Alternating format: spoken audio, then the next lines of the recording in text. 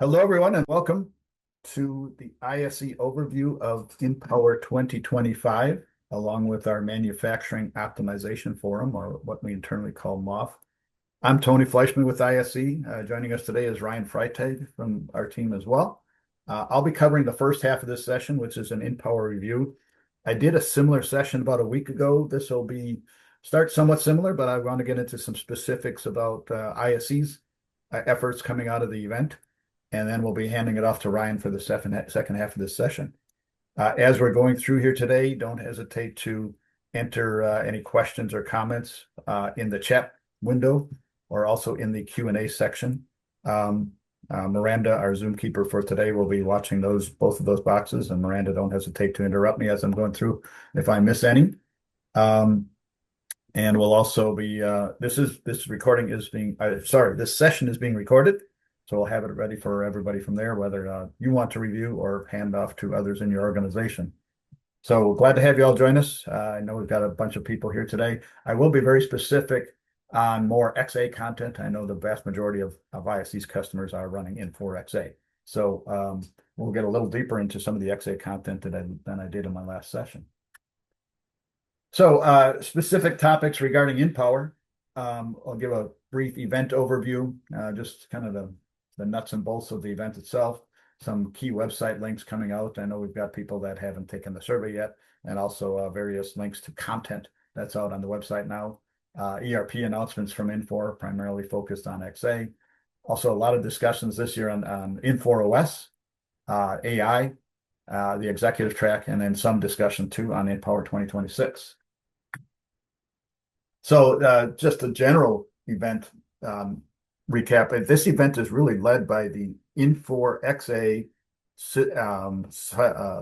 LX, and System 21 user groups. ISE is the host of this event, and that really goes back. I know many of our customers are out there that have been attended our event for many years. Really coming out of COVID is when we started working with the user group. We were running an event. They were thinking about running an event, and they asked if they could join ours, and it's worked really, really well. I think it's grown to the size that it is today, up substantially when ISE and Tryman and SGI were running it as XA channel partners. So really glad to see how this has all worked out. Most of the content, much of the logistics, the sessions, you name it, is really driven by the XA user group and input that they get from the field. So very happy to be working with them and hosting that with them. Our attendance this year was just over 450 people in total.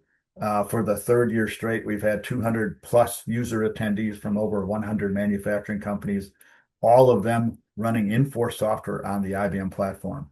And that profile we think is very, very good. That our attendees, our partners, everybody knows that the people in that room are inFour customers running on an IBM platform, and so much synergy amongst the questions they may have, the direction they're going with the system, the concerns that they have about inFour focus, IBM focus, long-term strategies, you name it. Very, very prevalent throughout the event. Also over 40 partners. They help to make the event affordable and are very anxious to talk to the people that are there. And we've really been focused on keeping enrollment fees low. This year held under $1,200 for the entire 3.5-day event. So that, I think, in the industry is a very low number. Helps people to justify their attendance and the travel and the logistics and the time away to help justify attending the event. We had over 120 sessions, inFour updates, IBM updates, all specific to ERPs, along with the vendor focus. We also, about 4 years ago, we started this Wednesday Education Day.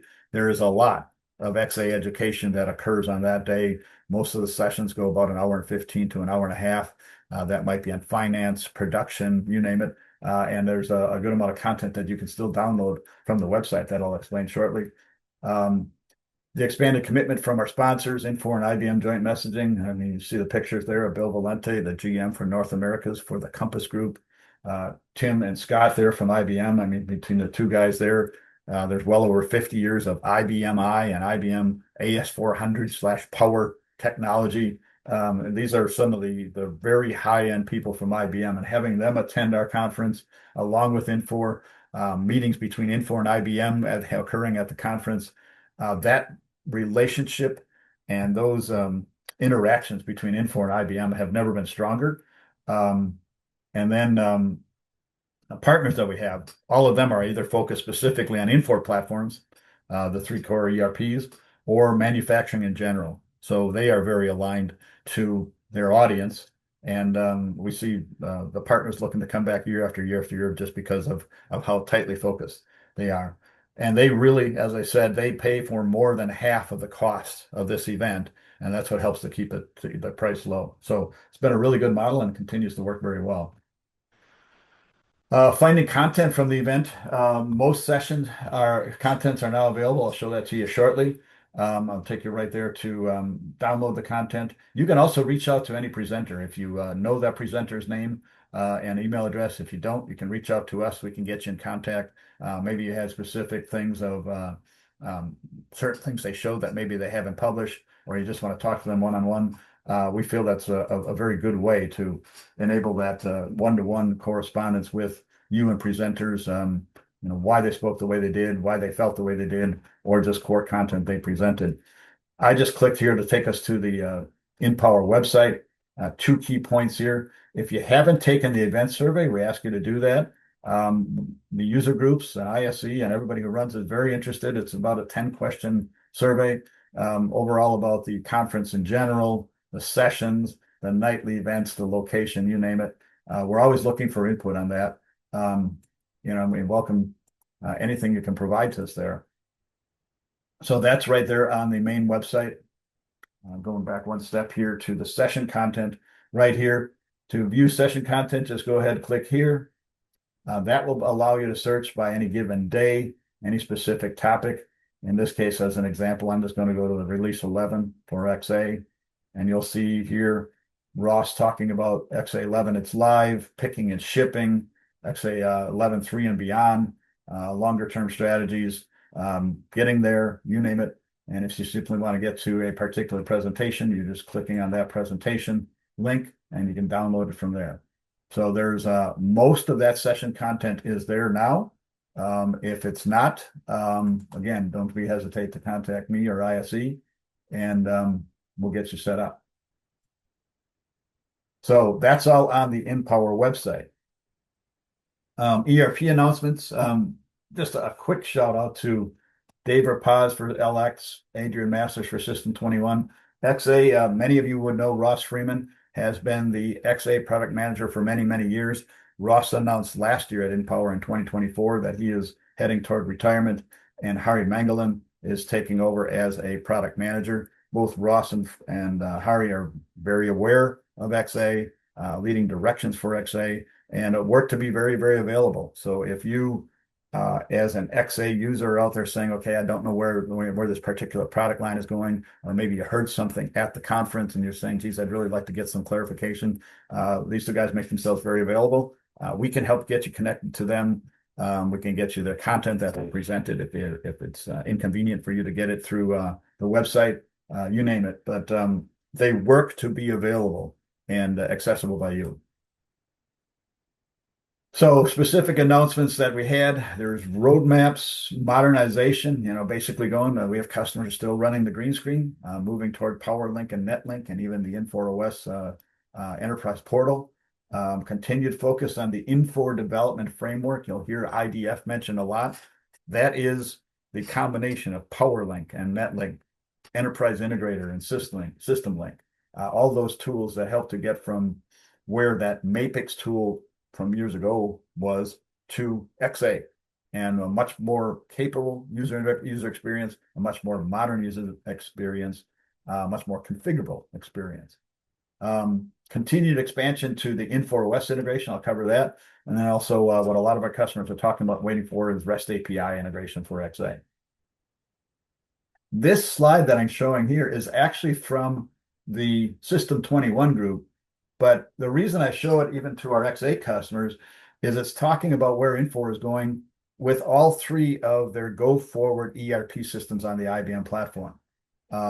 Starts with up here, Infor OS with integration into the ERP system, into XA, Infor document management and workflow. All of this is up in the Infor OS, actually all the way across the board. The API gateway, AI and machine learning, all of that is being integrated into the Infor OS platform. Systemi workspace, if you are moving from 9 to 10, 10 to 11, starting to happen as well. Systemi workspace is a new technology, a new concept for you, but Infor has announced new directions for that. The Infor development framework. The XA space is actually quite a few steps ahead of both LX and System 21 PowerLink. Many of you have been using PowerLink for 10 or 15 or more years as that replacement to the green screen, and that is now moving toward NetLink. And then all of this, if you think of the core ERP system down here, now surrounded by the cloud. So that's probably one of the areas we're doing the most, and I'll talk about that as far as cloud options. Can I move off that IBM server on premise to an IBM server somewhere in the cloud? And that answer is yes. What we really like about this is a consistent message from Infor about all three of those IBM-based ERPs, similar technology, similar support teams, similar directions with where they're going. So Infor has a goal in many cases of write it once and use it many times. And this is a perfect example of that across all three platforms. So let's get into some specifics on XA. We'll talk about XA11, some educational content, Infor OS, and AI. So the foundational releases. Release 9.2, we have many customers that are at 9 and moving to 10 or moved to 10. XA9 was a long-standing foundational release. It was the first release that supported enterprise financials, the first release supported an Infor's cloud model, the first release that started working with Infor OS. So Infor has announced the end of fixed level support for XA 9.2 as of September of 2026. So call it 10 months from now. Basically, Infor announced that as a result of rolling out XA11. So once XA11 was generally available, Infor has a policy of supporting two major releases, in this case, XA11 and XA10. And with the announcement of 11, we were expecting an end of support message on XA 9.2. So ISE is very active with numerous customers on 9 to 10 moves. In some cases, that's a single site and a single footprint. In many cases, it's multiple sites, multiple footprints, more complexity. They are good, solid moves. The underlying database changes, the underlying access to the system doesn't change a whole lot. So if you have your system surrounded, like many of our customers do, with custom code or external applications or web-based applications, those certainly need to be tested, certainly need to be vetted out, but we've seen very good moves from 9 to 10. Infor has also announced that at release 10 is the foundation to get to 11. So if you are at 9 and you might be saying, well, should I move directly to 11? The suggestion right now is to move to 10 first, get some things covered in 10, and then move to 11 as a separate event. That could change over time as XA11 becomes more and more popular and more standard. But the standard right now is XA10. XA10, ISE has probably moved, I'm going to say 10 or 15 of our customers to XA10, running live in production all day, every day. And there's many more coming. Infor has done many, many more. So the primary benefit of XA10 is NetLink. So in XA9, many of our customers running green screen and PowerLink being that thick client graphical user experience. Release 10 introduced NetLink. Actually, XA9 had introduced NetLink. Release 10 is where it really became fully functional. We have many customers either move to it or move into it. You can have PowerLink and NetLink coexist. So in some cases, we are moving at a departmental basis of maybe finance or customer service moves to NetLink first, and then other groups come along after that. We have some customers that basically provide an edict that says when we go to XA10, we're just going to move to NetLink. We want to get off that thick client and go to that true HTML5 thin client in XA10. That was the big change in XA10. There also are good enhancements in enterprise financials in XA10. So we've had some customers that are moving to 10 first and then move to enterprise financials. Enterprise financials replaces AM financials or IFM financials, if you're familiar with either of those two terms. Both of those were heavy green screen tools.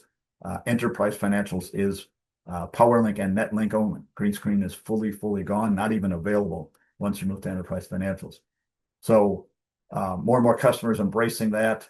You do need to be at Enterprise Financials or EFIN. You might hear that term. You do need to be at Enterprise Financials to move to XA11. So doing more and more there in the XA10 space. And release 11, and release 11.0 is available now. I'll get into some details there on the specifics of that. And Infor has announced coming soon REST API enablement for both release 10 and 11. We don't know exactly what that means, how it will be sold, how it will be bundled. What we're hearing from Infor is either late in Q4 or early in Q5 2026 when we'll see the REST API enablement as an add-on for 10 or as part of XA11. And then later releases in XA11, 11.1 through 11.3 really is the pick, pack, and ship releases of XA11. So let's get to XA11 core enhancements. Three key areas there. Materials management, if you're running inventory, the graphical version of the inventory module in XA is materials management. There were many pieces of that functionality that were still green screen or didn't exist. So they have added scheduled receipts and quality control transactions in XA11 in the PowerLink and NetLink versions. Production, the order-based production management is what OBPM is. Outside operations, some functionality was listed and available to us in green screen in XA9. That's being enhanced substantially in XA11.0. Shop floor activity. Infor is bringing more of the shop floor functions into core XA. ISE is very interested in what they were doing. ISE, obviously, our sister company, Paperless, has had the tool called MES or MV2 for many years. You might hear us talking more about MES and MV2 as compared to Paperless as we move forward. But the bottom line is we see many opportunities for customers to continue to use MES and MV2. Some of the things that we do beyond XA, multi job logins, pulling information, integration with things like nesting capabilities, and a simpler user experience.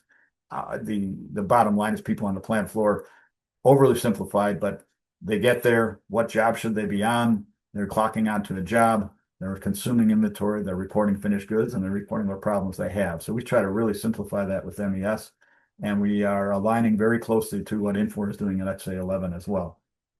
And then transactions, Infor has more and more transactions that they're bringing into XA, again, into that PowerLink or NetLink footprint. And then finally, some changes to the employee master that they're doing as well, kind of related to the transactions that you're doing in OBPM. So that's the release 11 core enhancements. There also are some enhancements to EDI that are out in 11. And there's a lot of good content now.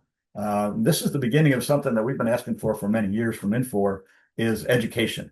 So if you go out to the Infor campus or Infor University website, there is content now out there on Enterprise Financials, education available to you. Release 11 has a materials session and also 2 labor sessions, part 1 and 2, available to you at Infor at no charge. So it's a vision of things to come. Infor, we've all been clamoring for more content from Infor as far as recordings, educational content. It was somewhat non-existent in XA9 unless it was very traditional documentation. So we're getting there. We're gaining, and I think we'll see more and more coming from Infor University there.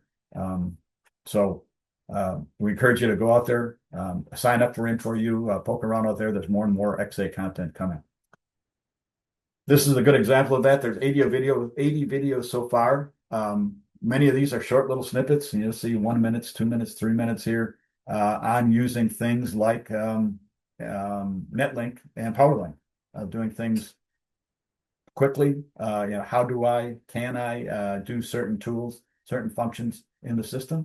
You see some compound cards here, list cards, graphics cards. So as customers are moving from PowerLink to NetLink, those topics become more and more important to us. So we're seeing some very good things coming from Infor. Happy to see it. Host link, really just starting to understand what host link is.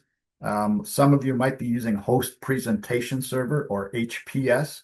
That was a tool that's been around a long time. You might hear of that as the gray screen. It was a tool used to take true traditional green screens and make them graphical and run them in Windows or a Windows environment or a browser environment. Host presentation server will be going away and it will be replaced by HostLink. That'll be for release 9, 2, 10, and 11. And Infor is active with that. And what you might see is if you've gone into some of the other, sometimes you'll see on a PowerLink screen over here, other cross-app support tasks. And oftentimes that icon will start with the word other. These are often tools that haven't truly been moved over to PowerLink, but Infor now gives us the both host presentation server and now the new host link to help modernize those applications as Infor continues to finish the modernization of the entire system. So we expect that HPS will be moving away and host link will be replacing it. More to come on that one. 11 past 11.0. This screen basically talks about 11.1, 11.2, and 11.3. It's all about the Infor pick, pack, and ship functionality. What you'll notice is I'm going to invert those words there a little bit to pick, ship, and pack. Picking and shipping will be addressed in release 11.1 and 11.2, and the packing, the EDI level packing of containerization and things like that will be addressed in 11.3. We don't have dates yet for 11.1, 2, and 3. I would fully expect there's 11.1 introduced in 2026. 11.0, as I mentioned, is available now, and then 11.2 and 11.3 to be determined. But think of these three versions. We've been working with Infor for a long time, waiting for pick, pack, and ship to come. It will be coming, very structured development paths inside Infor, very structured messaging coming out now around, when are these coming, what versions they will be in. This is the most defined set of screens we've seen from Infor about what does that actually mean to us when we say the modernization of pick, pack, and ship. So this will be bringing pick, pack, and ship into NetLink. So some of ISE's focuses, what are we doing coming out of inPower? First of all, IBM announced both the Power 11 and i7.6 in 2025. IBM Power 11 is available now. IBM i7.6 also available on the Power 11 platform. That the 7.6 release of InfoOS is really the multi-factor authentication or MFA release of i7.x. So if you want MFA, if you're moving to that direction, 7.6 is where you should be headed. We do not have specific announcements from Infor yet about release 11 or release 10 status with 7.6. That's pending. So as of right now, the supported versions would be i7.4 and i7.5. More coming. By the way, the Power 11 can run 7.5. So the way we're ordering it these days is with 7.5, get it in, get XA on it, and then wait for 7.6 when available. And we have the support from Infor. As far as XA prep, moving to XA10 is probably one of our biggest sets of services right now, and what we're calling preparing for XA11. So XA11, truly the thin client NetLink version. We have focuses on, a lot of our customers have been using XA for a long, long time. We have now what's a service called the XA optimization assessment, and this is right on our Knowledge Hub up on the website. So if you go to our website under Knowledge Hub, we have a lot of specifics now under the different services that we offer. The XA optimization assessment, it might be a little small on your screen here, but it's really focused on, you've got a tool, you've got a set of tools for inventory, for purchasing, for planning, for finance, for order entry. Are you using them effectively? And we can get very specific in a particular group of your company, or we can get very broad of saying, okay, you've had XA for that many years, your processes have changed, your business has changed, your people have changed. Should we really take a look at this tool? And it's really designed to help you get the most out of a tool you already own. And maybe it includes an upgrade, maybe it doesn't. We've got a lot of customers that have stayed very current from a version point of view, they move from 6 to 7 to 9 to 10 very effectively, but they oftentimes don't truly embrace the new tools that are in the different modules that are available to them. So our optimization assessment is focused on exactly on that. Can you do more with the tools you have? How do you get there? Do we need to do an assessment first of how you're using it? Secondly, where do you go to, how do you get more? Some cases it's, hey, did you know there's a function here that could be doing this for you right now? And in some cases, it's much more than that. It's a change from saying you're using green screen today. What if we started looking at NetLink and better usage of the tools that are in it, more integration from module to module to module, more integration to the plant floor, you name it. So we're doing much more of that. We're also seeing that getting ready for XA11 is a big step. In XA11, we'll have to be turning on things like EPDM and enterprise financials. Many of you already have done that. But there's a set of core steps that Infor is asking of all customers. Go through 10, get the settings done, get the changes done in 10, and you'll be ready for 11 then as it provides more value to you.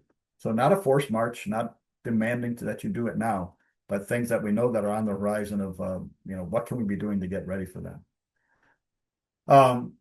Extremely popular inside the Infor ecosystem and the world, right, is the move to a SaaS or hosted model. We also have a session out here on our in our knowledge zone with Infor XA in the cloud, just a 101 session. ISE offers many services around. Most often when people are considering a move to the cloud, the first thing, oh, excuse me, the first thing that triggers that is how old their IBM system is. If it's 8 or 10 years old, maybe becoming obsolete. Oftentimes we have discussions with those customers about might we want to move to the cloud instead of buying a new box. We will do what we call our side-by-side comparison from a total cost of ownership point of view of what is a new IBM Power 10 or Power 11 server cost and the services to get there, as compared to moving to the cloud over and with a 3-year cost of ownership. How big is the project to move to the cloud? ISE specifically has moved 10 of our customers to the cloud since 2018. We're averaging about 2 or 3 per year now, and we're doing more and more of them. And it is truly a lift. We're taking your version of XA, your version, your data, oftentimes most often your custom code, your connection to other systems. I mean, if you're at XA9 and something like 7.4 and above, you're really there already to move to the cloud. If it's something less than that, we've got ways to get you there. So I mentioned we've done 10, Infor has done many, many more. So that move of can I get rid of that IBM box sitting in the corner and not need to maintain it and not do the systems management and not do the backups and things like that is very, very real. So more and more of that's occurring all the time. And we have a good set of services around that. Infor OS specifically, Infor continues to invest in Infor OS at many, many levels. Most of our customers, ISE ran some internal discussions here in February, and I think we'll be doing that again this year, as far as our customer base using Infor OS and Ion. Out of 16 customers that we had running Infor OS, 15 of them were using it for the Ion capabilities.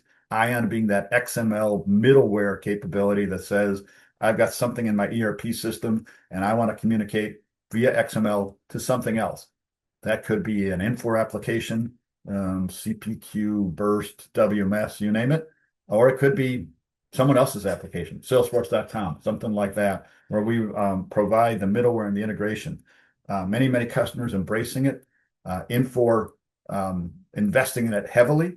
And we saw this year at inPower was the most interest we've ever had, the most sessions we've ever had. We ran a 1-day training class on Monday. We were hoping to get 12 people enrolled, and we had 36 people enrolled, and the room was bursting at the seams. So we're seeing more and more coming with Ion, more and more coming with Infor OS.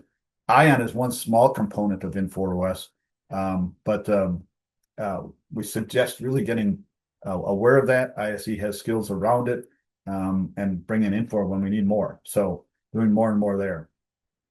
AI, what, when, and how, we'll talk about that shortly.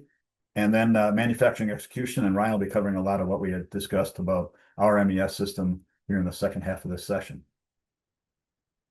inForOS, so I mentioned the majority are using the Ion capabilities. There is, beyond inForOS, is Infor Document Management, or IDM, dedicated workflows, the enterprise portal. Once you get to XA11, you can be using, I'm sorry, XA10 and NetLink, you can be using this kind of user experience as your front end to XA. And it's coming through there through a single sign-on enabled portal. You can actually have this be the front end of XA. We're seeing more and more customers kind of kicking the tires on that right now. You have to get to XA10 and NetLink first. So for most of our customers, that's the first step. inForOS multi-tenant cloud, or what they call inForOS MT, is the long-term strategy from Infor. For those of you who have implemented inForOS on-premise, the suggestion is to get to what's called the LTR, or Local Technology Runtime version. Infor offers that as a no charge difference as far as your annual fees. Excuse me, there is a service to get there, but that long-term direction is to move to the cloud. And in the cloud, you hand off that multi-server maintenance of inForOS to Infor, and it's a subscription model provided by Infor. So it's been very good. There's also is a lot of YouTube content on inForOS available as well, and a lot of content out on Infor. So if you are an inForOS customer and you're looking to understand more about inForOS, we are also working with Jessica Melger at Infor, aligning toward a class offered. I think it's a 3-day class remotely that we want to have offered through Infor to our customers, working to get that orchestrated in Q1. Artificial intelligence and machine learning. So it's the buzz. I mean, everybody hears about it. I think the key questions that we heard at the conference were, are we ready for it? And what's real? And I think there's many perceptions out there of what's real and what's not. We had a good session at our optimization forum day. And really, the perception is that many of us aren't ready for it. We don't have in manufacturing, we often don't have the underlying data that we need, the big data needed to run true AI. We're getting there. And are we ready at a people level? And are we ready at an infrastructure level? And the feeling is that we're not there yet. More to come. Oh, excuse me. I thought this was a very interesting slide here presented during our optimization forum. And this is the from Gartner. Basically, it's a hype curve about where we stand with AI and just the number of different AI aspects and where Gartner has them ranked right now. Even the way they rank it of, are we less than 2 years, 2 to 5 years, 5 to 10? And also it's something that's talked about now, even obsolete before it gets to reach the plateau of being real. So just a very interesting curve here. If you think about the hype curve here is at the top of the hype when everybody's talking about it and wondering what's going to happen. Very common that it then goes down to what Gartner calls the trough of disillusionment of, okay, it wasn't anything that it was cracked up to be, and it bottoms out right here. But then things start coming out to being something real. And I just think of this of being something like, with the dot-com bubble, right? Everything was all going to change the world. And around Y2K, we were probably up in the top of the hype, and it bottomed out in the early 2000s. But it did become real. Everybody knew it would. We just didn't know how we'd get there. If you think of, like, even I hear past the hype now is generative AI, the chat GTPs and copilots and things like that of the world. Even out here has come some of the cloud AI services. If you think of the basically the tools that we use in Teams every day to record and gather our notes and transcribe for us, becoming real, providing value. Still really, really early in these curves, but I thought this was a very interesting report from Gartner about where things really stand. More to come as we all learn more about it. ISE, by the way, for our tools, we are looking at both what we are doing internally and standardizing on AI tools that we're using for meetings like this, for development tools within our MES team. And then also, how are we embedding AI into our MES tools as tools for you and leveraging AI on your plant floor within MES. So multiple facets that we're focused on right now with AI. Couple of final notes on the inPower. So we had a new executive track this year. That was a one-day event, 25 plus attendees. It was something we wanted to try. And it was really much more focused not on technology or ERP, but about culture and building company culture in manufacturing environments, manufacturing trends, AI. Our goal there is, what we've heard from a lot of attendees at inPower is they send their IT team and maybe a person or two from a functional area, but they don't get the backing at the executive level, maybe for attendance to inPower, but even just as important for the value and leveraging the value of their ERP system. So the goal there is to bring in those executives, allow them to see that we've got 400 people in a room, talking about ERP and technology and so on, and just the excitement that we have, and also then to provide value to you. So well attended this year. We expect that'll be back next year, and more to come on that one. And just a final note on our next inPower, the dates are pending, most likely for mid-September of 2026, most likely at the Ingleside again. If you're budgeting for the event, we expect it will be no more than $1,500 for the full enrollment. We'll once again have single day passes available, which has become a pretty popular option. We do expect the Monday Tech Day to continue to revolve, going maybe away from being very specific to enterprise integrator and moving more into things like Infor OS and possibly AI, other technical sessions. We had a lot of IBM attendance this year, so we see that changing and evolving. We fully expect more Infor OS and ION sessions based on how popular they were this year. More customer stories, more IBM specific content, and executive focus. So that's as fast as I can cover the inPower event in 35 minutes or less. Any questions? I don't see any questions coming through the chat so far, but if you have them as Ryan's going through our manufacturing optimization forum, don't hesitate to ask. And with that, Ryan, over to you. All right. Thank you, Tony. Take control of the screen here.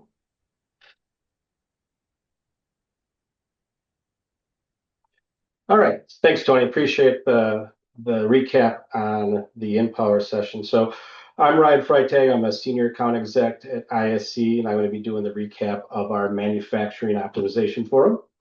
Just a quick note, and Tony kind of touched on this, but you see MV2 on this screen. You'll see it on other slides. You'll see it on our website, our LinkedIn page, and many of you on this call have known us as Paperless or Paperless MES or just MES over the years. And we've begun a rebranding, and we're transitioning away from that paperless, and we're moving to MV2. So the M is manufacturing, and the two V's are visibility and velocity. But you'll see that as we kind of continue to rebrand. So again, moving away from paperless and transitioning to MV2. All right, so I'm going to do the recap of our manufacturing optimization forum, also known as MOF. I'm going to focus on some of the key areas of the event: the group roundtable, the industry panel insights, the keynote on AI, and then the practical solutions and actual ideas. So we'll cover each of those areas. So once again, we piggybacked on the inPower conference. So on Thursday afternoon, we kicked off the MOF. So this year we changed the format considerably. So if anyone's attended the event in the past, we would have traditional breakout sessions, different topics, kind of small groups. This year we wanted to focus more on collaboration, create more opportunities for our customers to interact and kind of learn from each other and build off of their successes. So at the MOF event this year, we had 30 different manufacturing companies represented, all running MV2. So very diverse group, some different insights, and gives the opportunity for the customers to talk about their challenges and what they're facing today. So some key themes that I think we came out of the conference this year were around visibility, data quality, and then also the digital transformation, kind of the next phase for each company, and everyone's at a different level of their digital transformation. We started the conference with what was called a roundtable. Really, this was a mini focus groups, and we had 5 to 6 attendees at each table. we had an ISE moderator, and we made sure that no no attendees had two people from the same company. So we wanted to make sure that that was diversified. So um, we had some predetermined questions, and we talked about what's working well today with MV2, what capabilities must stay in the application, and also what functionality do they need to help support their operations that they changed. And excuse me, we used AI to capture these conversations at each table. And it was a way so that we could gather a lot of information and then ultimately get some feedback right back to the event by the next break. And I think some key themes came out of this. One was about the training gap, and really it was about I think that the software was implemented maybe many years ago, or different people were there when they implemented the software, or their business processes have changed. So there's opportunities to better utilize MV2 and have some additional training. Easier reporting and better dashboards was something that the came back through this discussion, and that's something that our development team took away and are actively engaged on right now to help improve in some of those areas. So some direct feedback from customers, really small focus groups. It was designed to have a lot of gather a lot of information from these groups and then be able to get that over to our development team so that we can focus on the future development of our platform. So I know the table that I was a moderator for was very well received, and they liked the opportunity to have a voice in the development of the application. The next session was our industry panel. So it was a great session with the four companies represented here. We had Western States, Elderly, Wausau Tile, and N-Trans. Each company here runs MV2. And then each of the folks on the screen, they were live on stage. We had a moderator with our own Rick Reith, and another neat, or just kind of a great way to engage, as the audience members were able to submit questions in real time to Rick and then engage with the panel that way as well. So just a great way for customers to engage, but also to hear how these companies are continuing to improve their business performance using MV2.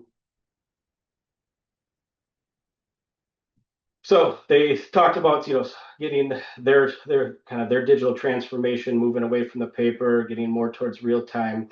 Some of the best practices that they shared. One was starting with a pilot site, but maybe a little more granular, even starting with a single production line or a product line. But the concept is to start small, refine the process, and then scale out the implementation of MV2. So I think that was a common theme that was talked about.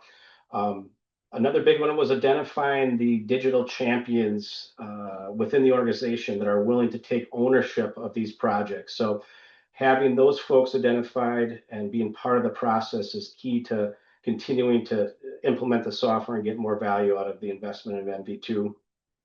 So this session is just to hear some real world examples of customers running MV2, have the customer or the audience interact.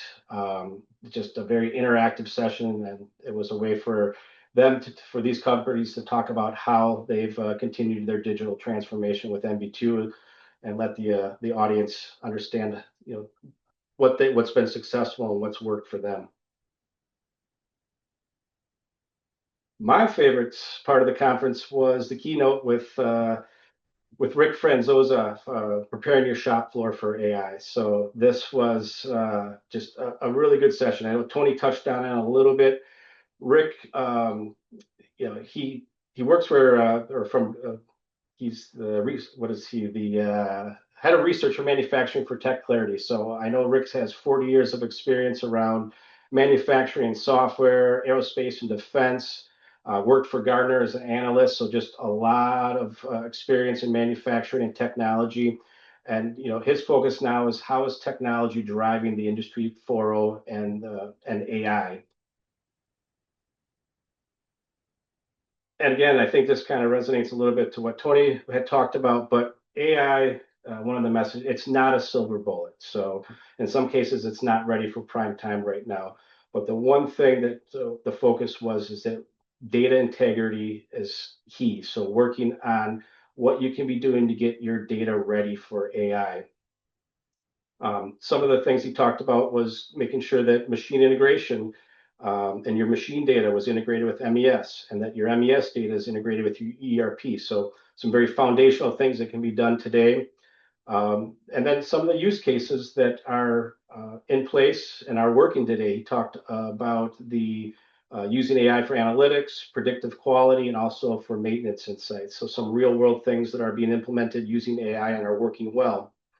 But the main takeaway is that manufacturers need to start preparing their data and their shop floor for AI, and we think that MV2 can play a key role in that, in getting your data ready for AI when it's ready for prime time.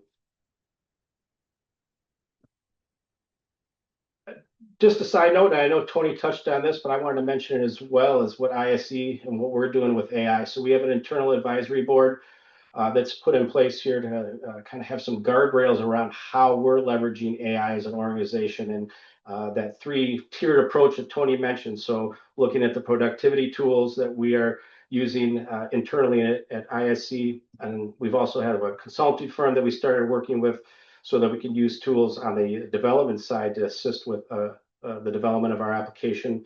And then ultimately how we're going to integrate AI into our application so that at the end of the day, customers like you can ultimately benefit from AI. So just wanted to touch on the three-tier strategy that we're focused on. The last section of the conference was around practical solutions and some of the actionable things that you could that you can do with MV2. And the focus was continuous improvement, and really the message of never stop implementing the software. So some folks start using it in the production and inventory side, but maybe they don't leverage the quality or Kanban. Or again, maybe the implementation was done years ago and the people that did it are no longer there. So, is there opportunity to continue to utilize the system to get more value out of it?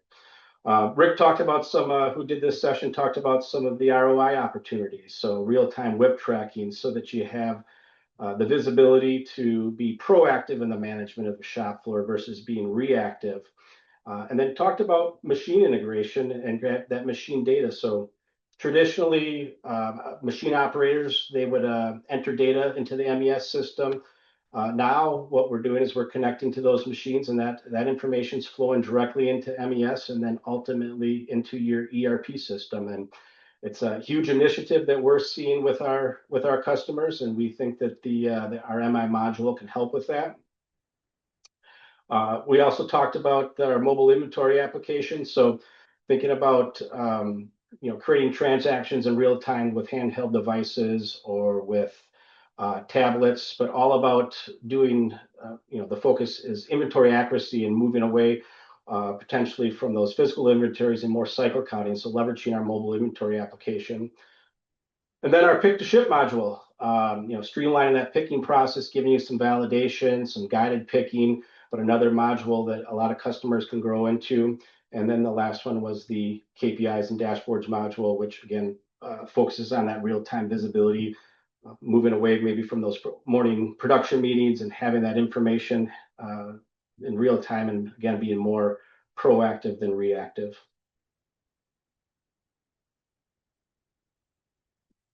So what's next? We plan to have the MOF conference next year. We'll be piggybacking right along the inPower conference again. So if you weren't able to attend this year, you can plan to attend in September of 2026. So we hope to see you there. And I guess a couple of takeaways. If you are a current NV2 customer, we'd love to engage with you. We have a couple different opportunities to talk with you and your team about how you're using NV2 today, and are there ways that maybe we can help where you're underutilizing the application, or is there a way you can get more value out of it? So if there's interest in working with us, we have some different approaches on that. You can reach out to myself or to ISC directly. And if you're not an MV2 customer, we love the opportunity to understand what are your challenges on the shop floor, what are things you're struggling with today, and see if we can align with how our application can help with those challenges and work on a digital transformation journey with you. So if there is some interest on either of those topics, you can scan the QR code to email myself directly, Otherwise, there's a QR code at the bottom you can scan, and that'll take you to our Contact Us page on ISE. But that's all I have today, kind of wrapping up the MOF event this year. And Tony, I don't know if you have any final comments on inPower, but if not, I want to thank everyone for their time today, and we'll get a copy of the recording off to you.